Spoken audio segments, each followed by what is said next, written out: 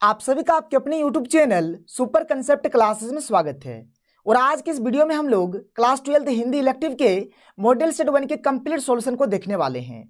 देखिए JAC board का जितना भी मॉडल सेट आया हुआ है, चाहे क्लास 9th का हो, 10th का हो, 11th का हो या फिर 12th का हो, अगर आप कंप्लीट सॉल्यूशन चाहते हैं तो आप इस वीडियो के डिस्क्रिप्शन बॉक्स पे चले जाइए। वहां पर आपको हर एक प्लेलिस्ट का लिंक मिल जाएगा और आप आसानी से हर एक वीडियो को देख सकते हैं। तो देखिए ये जो आपका क्लास 12 का ये जो हिंदी इलेक्टिव है, इसमें कुल मिलाकर 40 क्वेश्चंस पूछे जाएंगे जो कि आपका 40 नंबर का होने वाला है। और अगर बात करें टाइम का, तो यहाँ पर कुल मिलाकर आपको 1 घंटा 30 मिनट यानी कि 1.5 घंटा का समय दिया जाएगा। तो चलिए एक एक करके हम लोग हर एक क्वेश्चन को देखते हैं। तो देखिए हमारे पास जो पहला क्वेश्चन है, पहला क्वेश्चन पैसेज का है। और पैसेज मैंने समझते हैं, आपको सबसे पहले पैसेज पढ़ना पड़ेगा, फिर आप हर एक क्वेश्चन को पढ़िए और उसका आंसर दीजिए। ठीक है, तो यहाँ पर देखिए सबसे पहले आप यहाँ से लेकर यहाँ तक पढ़िए। ठीक है, जब आप इसको पढ़ेंगे ना तो इससे रिलेटेड जो भी क्वेश्चंस यहाँ पर पूछे गए हैं, हर एक का आंसर आपको इसी पैसेज के अंदर से मिल जाएगा। तो यहाँ पर आप पढ़ लीजिएगा, कोई दिक्कत वाली बात नहीं है। अब यहाँ पर मैं आपको क्वेश्चन दिखाता हूँ कि क्वेश्चन कैसा है, फिर हम लोग पैसेज को देखेंगे और आंसर को मिलाएंगे। ठीक है, तो देखिए यहाँ पर हमारे पास जो पहला क्वेश्चन है क्या है कि विज्ञान की प्रगति से किसमें वृद्धि हुई है। ठीक है, मतलब विज्ञान में जो प्रगति हो रहा है, मतलब किस चीज में वृद्धि हुई है, मानव बुद्धि में, आधुनिक सुख साधनों में, मानसिक स्वास्थ्य में या फिर शारीरिक स्वास्थ्य में। आप थोड़ा सा पैसेज में आइए, देखिए साफ साफ लिखा गया है कि विज्ञान की प्रगति से आधुनिक सुख साधनों में पर्याप्त वृद्धि हुई है। देखिए क्या है, आधुनिक सुख साधनों, इसका सही आंसर हो जाएगा। क्लियर है, तो इसका सही आंसर हो जाएगा ऑप्शन नंबर बी, यानी कि आधुनिक सुख साधनों में। मिला कि नहीं मिला? बिल्कुल मिला। आगे देखिए क्वेश्चन नंबर 2 क्या है, देखिए कि विज्ञान की प्रगति हमारे लिए चिंता का कारण क्यों है। इसमें मानव बुद्धि कुंठित हो गई है, शारीरिक स्वास्थ्य में गिरावट आई है, मानसिक स्वास्थ्य में गिरावट आई है, या फिर ये सभी। तो सबसे पहले आप पैसेज में आइए, देखिए लिखा हुआ है साफ साफ, यहाँ पर आप देख सकते हैं कि मानव बुद्धि कुंठित हो गई है, 1 पॉइंट मिला। शारीरिक तथा मानसिक स्वास्थ्य विकृत हो गया है। ठीक है, मतलब यहाँ पर देखिए ये भी आपका सही हो रहा है, ये भी आपका सही हो रहा है, ये भी आपका सही हो रहा है, इसलिए इसका सही हो जाएगा ऑप्शन नंबर डी, यानी कि ये सभी। ये जो क्वेश्चन नंबर 2 है, इसका सही आंसर क्या होगा, ऑप्शन नंबर डी हो जाएगा, ये सभी हो जाएगा। क्लियर है, कोई प्रॉब्लम नहीं है। आगे बढ़ते हैं, आगे देखते हैं क्वेश्चन नंबर 3 देखते हैं यहाँ पर। ठीक है, क्वेश्चन नंबर 3 देखिए क्या है कि उपयुक्त गद्यांश के लिए उपयुक्त शीर्षक लिखिए। क्या है, स्थायी सुख, वैज्ञानिक प्रगति और अध्यात्मवाद, विद्यार्थी जीवन में अनुशासन और विज्ञान जनित उपलब्धि। देखिए यहाँ पर क्या है, एक्चुअल में क्या बोला जा रहा है, ये आपने जो पैसेज पढ़ा, इस पैसेज के अकॉर्डिंग आपको क्या करना है, एक टाइटल लिखना है। टाइटल, तो क्या टाइटल आप देंगे इसका, यहाँ पर क्या हो रहा है कि विज्ञान में प्रगति भी हो रहा है, यानी कि ये जो ऑप्शन नंबर बी है ये सही हो जाएगा, वैज्ञानिक प्रगति और अध्यात्मवाद। क्योंकि ये जो यहाँ पर अगर आप इस पैसेज को देखेंगे तो देखिए यहाँ पर अध्यात्मवाद यानी कि आध्यात्मिक के बारे में भी लिखा हुआ है, मतलब दोनों चीज यहाँ पर है आपका। ठीक है, इसलिए इसका सही आंसर हो जाएगा, क्या हो जाएगा, ऑप्शन नंबर बी इसका सही हो जाएगा। आगे देखिए क्वेश्चन नंबर 4 क्या है कि विज्ञान जनित बुराइयों से मुक्ति कैसे मिल सकती है। वैज्ञानिक प्रगति से, आधुनिक सुख साधनों के उपयोग से, भौतिक और आध्यात्मिक उन्नति में संतुलित सामंजस्य स्थापित करके, या फिर आधुनिक जीवन शैली अपनाकर। तो देखिए ये जो क्वेश्चन है इसका भी आंसर आपको इस पैसेज में मिलेगा। क्या है कि भौतिक और आध्यात्मिक उन्नति में संतुलित सामंजस्य स्थापित करके। ठीक है, ये जो आपका ऑप्शन हो जाएगा ये आपका सही ऑप्शन हो जाएगा, ऑप्शन नंबर सी इसका सही हो जाएगा। क्लियर है, कोई प्रॉब्लम नहीं है, 4 का सही हो जाएगा आपका ऑप्शन नंबर सी। आगे देखिए, अब यहां से हमारा फिर से और एक पैसेज है, मतलब देखिए 2 पैसेज आपको यहां पर मिलता है। यहां पर इस पैसेज को आप पढ़िएगा, क्या है कि पथ पर चलना तुझे तो मुस्कुराकर चल मुसाफिर। ठीक है, जो भी आप पढ़ लीजिएगा, अच्छा भी लगेगा, मजा भी लगेगा, और जो भी क्वेश्चन का आंसर होगा आपको इसी से मिलने वाला है। तो देखिए क्या है क्वेश्चन क्या है, क्वेश्चन नंबर 5 कि प्रस्तुत पंक्तियों में कवि किसे संबोधित कर रहा है, वीर जवानों को, किसानों को, मुसाफिर को, या फिर इनमें से कोई नहीं। तो आप पढ़ के देख सकते हैं, मुसाफिर के बारे में बात ही हो रहा, तो मुसाफिर को मतलब संबोधित कर रहा है। क्वेश्चन नंबर 6 क्या है कि कवि संघर्षों का सामना करने का क्या रास्ता बतलाता है, कि संघर्षों का मुस्कुराकर सामना करना, मुश्किल में पीछे हटकर, रंगीन कलियों तितलियों की ओर आकर्षित होकर, सूल देखकर घबराने से। देखिए यहाँ पर साफ साफ लिखा गया है शुरू में ही कि पथ पर चलना तुझे तो मुस्कुराकर चल मुसाफिर, मुस्कुराकर बात हो रहा है यहाँ पर। ठीक है, तो इसका सही आंसर हो जाएगा, क्या हो जाएगा, ऑप्शन नंबर ए, यानी कि संघर्षों का मुस्कुराकर सामना करना। जो भी संघर्ष होगा उसका हम लोग क्या करेंगे, हंसते हंसते एकदम डट कर सामना करेंगे। ठीक है, आगे देखिए अगला क्वेश्चन क्या है, क्वेश्चन नंबर 7 कि उपयुक्त पद्यांश के लिए उपयुक्त शीर्षक बतलाइए। क्या होगा इसका शीर्षक, क्या होगा टाइटल, तो मुसाफिर के बारे में बात हो रहा है, जिसका हम लोग टाइटल दे सकते हैं, क्या हो जाएगा, मुसाफिर हो जाएगा। क्वेश्चन नंबर 8 क्या है, देखिए कि निम्नलिखित में से मुसाफिर का पर्यायवाची शब्द है। ठीक है, अविचल, पंथी, पक्षी या फिर शुल। तो देखिए मुसाफिर को हम लोग पंथी भी बोलते हैं, क्या बोलते हैं, पंथी भी बोलते हैं। तो 8 का सही आंसर हो जाएगा, क्या हो जाएगा, ऑप्शन नंबर बी हो जाएगा।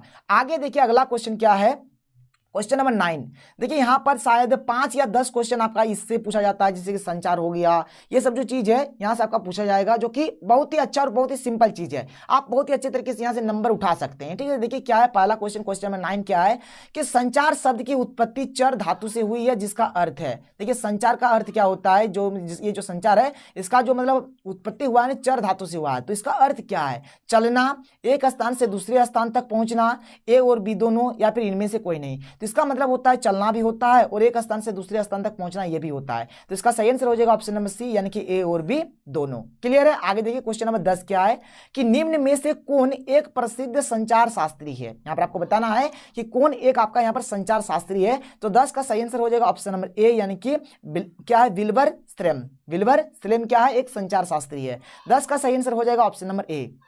तो देखिए अगला क्वेश्चन, क्वेश्चन नंबर 11 क्या है कि आलेख एक विधा है। ठीक है, गद्य लेखन का, पद्य लेखन का, लघु कथा लेखन का, या फिर रिपोर्टाज लेखन का। तो क्वेश्चन नंबर 11 का जो सही आंसर हो जाएगा ऑप्शन नंबर ए, यानी कि गद्य लेखन का। क्लियर है। आगे देखिए क्वेश्चन नंबर 12 क्या है कि फिल्म जनसंचार के किस माध्यम के अंतर्गत आता है, श्रव्य माध्यम, दृश्य माध्यम, दृश्य श्रव्य माध्यम, या फिर मुद्रित माध्यम। तो क्वेश्चन नंबर 12 का सही आंसर हो जाएगा ऑप्शन नंबर सी, यानी कि दृश्य श्रव्य माध्यम। क्लियर है। आगे देखिए क्वेश्चन नंबर 13 क्या है कि फीचर के लिए हिंदी में कौन सा शब्द प्रयुक्त होता है। फीचर, फीचर के लिए मतलब हिंदी में कौन सा शब्द प्रयुक्त होता है। तो क्वेश्चन नंबर 13 का जो सही आंसर हो जाएगा क्या हो जाएगा ऑप्शन नंबर बी, यानी कि रूपक। ठीक है।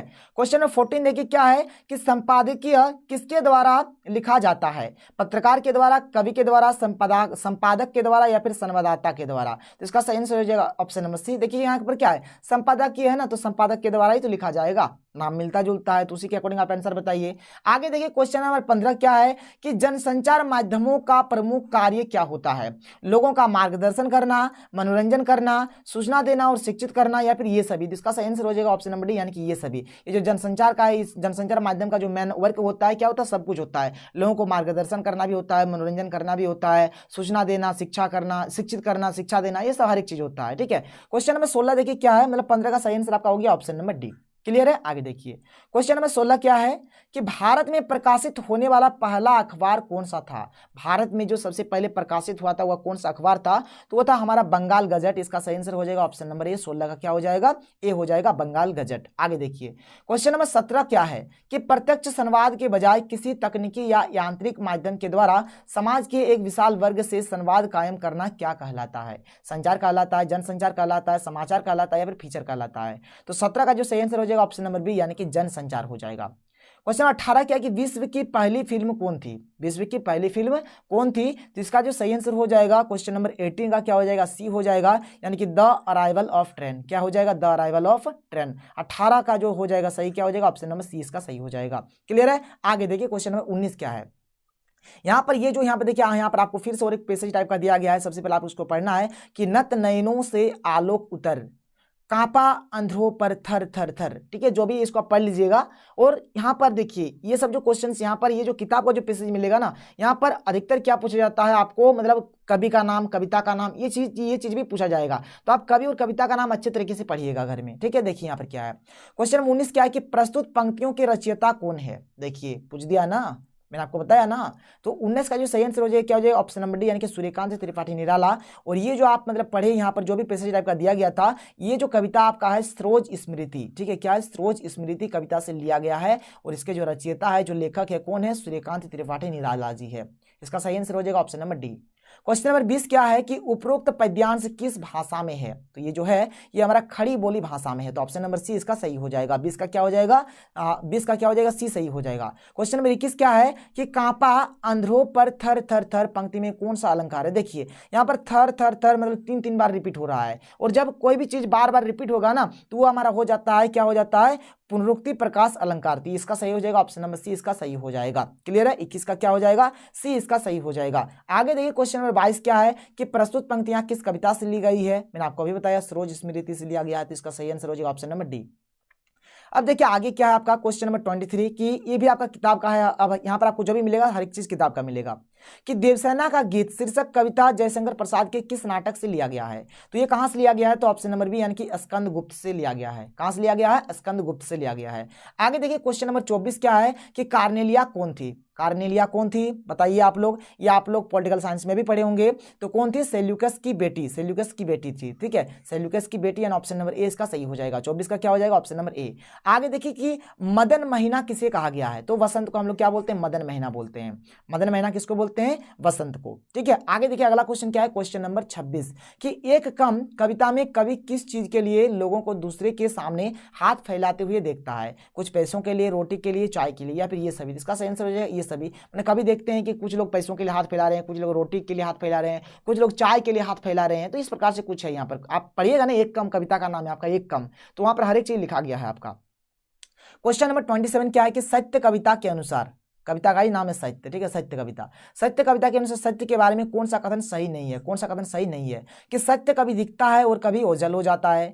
आज सत्य की पहचान करना बहुत आसान हो गया है। आज सत्य का कोई स्थिर रूप, आकार या पहचान नहीं है। आज सत्य की पहचान करना बहुत कठिन है। तो ये जो क्वेश्चन नंबर 27 है इसका सही आंसर हो जाएगा ऑप्शन नंबर ए, यानी सत्य कभी दिखता है और कभी ओझल हो जाता है। क्लियर है? 27 का सही आंसर हो जाएगा ऑप्शन नंबर ए। आगे देखिए अगला क्वेश्चन आपका क्या है, यहां पर इसको सबसे पहले आप पढ़िए। ठीक है, ये भी आपका किताब का पैसेज है। बोला जाए कि प्रस्तुत पंक्ति किस पाठ के उद्धृत है? ठीक है, माने ये जो आपका लिया गया है ना, ये पैसेज किस पाठ से लिया गया है? तो आप याद रखिएगा कहां से लिया गया है? सनवदिया से लिया गया है। इसका सही आंसर हो जाएगा ऑप्शन नंबर डी। और इसके जो लेखक है, लेखक का नाम है फणीश्वरनाथ रेणु। क्लियर है? इस लेखक, ये जो सनवदिया है ये आपका पाठ का नाम, इसके लेखक कौन है? फणीश्वरनाथ रेणु। और ये जो लिया गया है कहां से लिया गया है? तो सनवदिया से ही लिया गया है। आगे देखिए क्वेश्चन नंबर 29 क्या है कि गांव गांव संवाद पहुंचाने का काम कौन करता है? कौन करता है इस कविता में? तो इसका सही आंसर हो जाएगा हरगोविंद। हरगोविंद क्या करता है? गांव गांव संवाद पहुंचाता है। क्वेश्चन नंबर 30 क्या है कि न आगे नात न पीछे पगहा का क्या अर्थ है? नास्तिक या फिर किसी पर विश्वास न करने वाला, कोई जिम्मेदारी ना होना, बहुत डर जाना। तो इसका सही आंसर हो जाएगा ऑप्शन नंबर सी, यानी कि कोई जिम्मेदारी ना होना। जिसका कोई जिम्मेदारी ना होगा उसे हम लोग भी बोलते हैं कि ना आगे नात ना पीछे पगा, कुछ नहीं है उसका, कुछ मतलब जिम्मेदारी है ही नहीं, अपने में मस्त है। ठीक है, आगे देखिए अगला क्वेश्चन क्या है। क्वेश्चन नंबर 31 क्या है कि इनमें से कौन सा शब्द विशेषण? आपको बताना है, 4 ऑप्शन दिया गया है, आपको बताना है कि कौन सा विशेषण होगा, मर्द, गुलाम, संवाद या फिर नशा। और ये आपके लिए होमवर्क है, ये आपके लिए होमवर्क है। इसका आंसर आपको कमेंट सेक्शन पे कमेंट करके देना है कि क्या होगा क्या नहीं होगा। आपको बताना है कि कौन सा आपका विशेषण यहाँ पर है, मर्द है, गुलाम है, संवाद है या फिर नशा, कौन सा आपका विशेषण है। क्वेश्चन नंबर 32 देखिए क्या है यहाँ पर। क्वेश्चन नंबर 32 क्या है कि गांधी, नेहरू और याससेर अराफत शीर्षक पाठ भीष्म साहनी, ये जो चैप्टर का नाम है, ठीक है, ये चैप्टर का नाम है, इसके लेखक कौन है? भीष्म साहनी। कि आत्मकथा का एक अंश है। भीष्म साहनी की आत्मकथा का क्या नाम है? तो जो भीष्म साहनी है इनकी आत्मकथा का नाम है आज के अतीत। क्या नाम है? आज के अतीत। आज के अतीत किनकी आत्मकथा है? तो भीष्म साहनी की आत्मकथा है। क्लियर है? तो 32 का सही आंसर हो जाएगा ऑप्शन नंबर बी। आगे देखिए क्वेश्चन नंबर 33 क्या है कि बड़ी बहुरिया क्या खाकर अपने दिन काट रही थी? ठीक है, तो बथुआ साग खाकर अपने दिन काट रही थी। तो 33 का सही आंसर हो जाएगा ऑप्शन नंबर डी। आगे देखिए 34 क्या है, क्वेश्चन नंबर 34 कि लेखक रामचंद्र शुक्ल के पिताजी किस ग्रंथ को बड़े चित्ताकर्षक ढंग से पढ़ा करते थे? तो देखिए इसका जो सही आंसर हो जाएगा 34 का क्या हो जाएगा आपका? 34 का हो जाएगा ऑप्शन नंबर सी, यानी कि रामचरितमानस भी पढ़ा करते थे और रामचंद्रिका भी पढ़ा करते थे। तो 34 का सही आंसर हो जाएगा ऑप्शन नंबर सी, इसका सही हो जाएगा। आगे देखिए क्वेश्चन नंबर 35 क्या है कि मोहल्ले के लोग लेखक एवं उनके मित्रों को किस नाम से पुकारते थे? यहाँ पर 4 ऑप्शन दिया गया, आपको बताना है कि क्या इसका सही होगा। तो इसको हम लोग बोलेंगे निसंदेह लोग। तो 35 का सही आंसर हो जाएगा ऑप्शन नंबर ए, यानी कि निसंदेह लोग। आगे देखिए क्वेश्चन नंबर 36 क्या है कि कहाँ की मिट्टी को हाथ लगाना बड़ा अशुभ माना जाता है? तो मसान का जो मिट्टी है ना, मसान की मिट्टी को हाथ लगाना बड़ा अशुभ माना जाता है। क्वेश्चन नंबर 37 क्या है कि प्रेमचंद उर्दू में किस नाम से लिखते थे? जो प्रेमचंद है उर्दू में किस नाम से लिखते थे?